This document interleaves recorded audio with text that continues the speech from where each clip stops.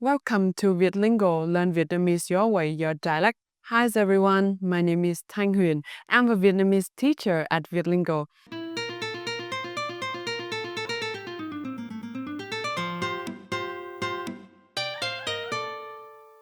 Today we're learning Northern Vietnamese.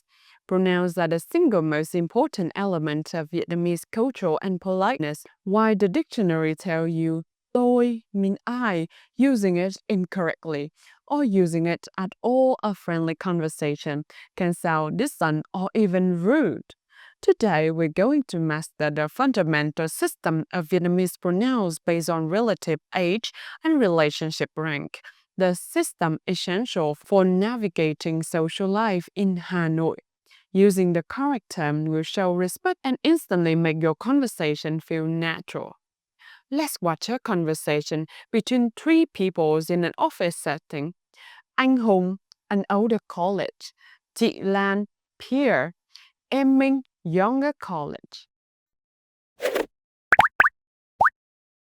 Lan ơi, em đã hoàn thành báo cáo chưa? Em sắp xong rồi anh ạ. Anh có cần em giúp gì không?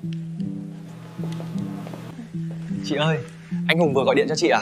Không em, chị đang nói chuyện với anh ấy ngoài kia thôi. See how the speaker use anh, em, chị, not as family words, but as pronouns meaning I and you. By the end of this lesson, you'll be able to determine the correct pronoun for use based on the relative age difference. Use anh, chị, em as the primary word for I and you. Navigate formal and professional situation correctly, moving beyond tôi.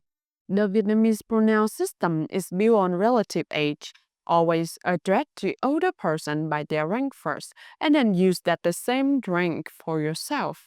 Grammar point 1. Core pronouns based on relative age. If the listener is an older male, use anh. Your self-reference, I, is em.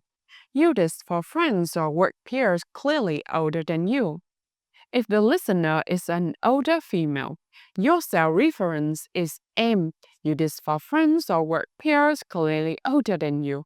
If the listener is younger, use em. Your self-reference is anh. If you're male, or chị if you're female. If the listener is much older and not family, use chú for male or cô for female. Your self-reference is always cháu. Grammar point 2. Formal and neutral pronouns. Beyond family terms, there are situations where family terms like anh and em are unsuitable. This is where you use formal or neutral terms. Tôi, use it in neutral, formal, professional, or academic setting. In casual setting, using tôi can sound cold or aggressive. For example, tôi xin gửi lời cảm ơn. I would like to express my thanks. Bạn, you. This is between people of equal age or when the age difference is unknown or irrelevant. Avoid using it with people clearly older than you. Use anh, chị, quý vị, quý khách. You, plural and formal. Used to address an audience or customer.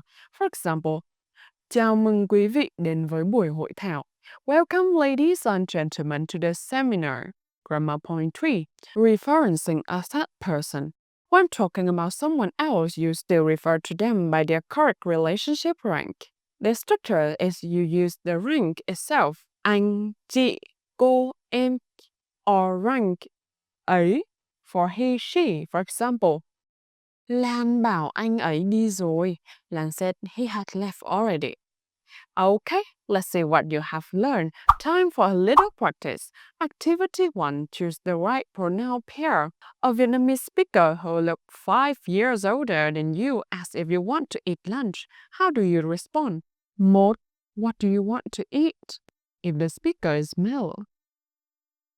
2.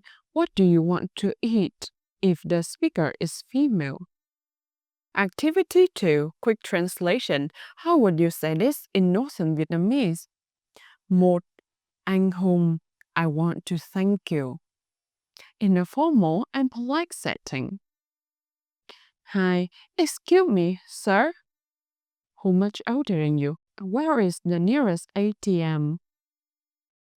3. Are you? You talk to your friends of the same age, going to the party tonight? Great job, everyone. You successfully navigated the social ladder.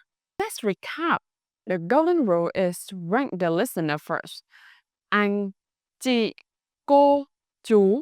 Then use the corresponding self-reference em or cháu.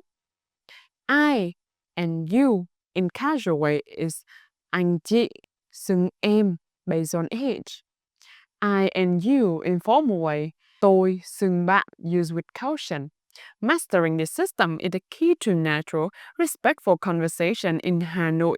Practice this with your friends or teacher today by asking them their age and then only referring to them as anh or chị. If you enjoyed this lesson, please give it a like, share it with your friends, and subscribe for more Vietnamese lesson from Viet Lingo. We love to have you in our community. Thank you for watching. Cảm ơn. Xin chào và hẹn gặp lại. That's the end of today's lesson. Thank you so much for watching and learning Vietnamese with us. If you'd like to experience our teaching style in person, we'd love to invite you to a 30-minute free trial lesson with one of our experienced Viet Lingo teachers. Just scan the QR code and book your spot. We've helped thousands of learners around the world speak Vietnamese with confidence. And we can help you too.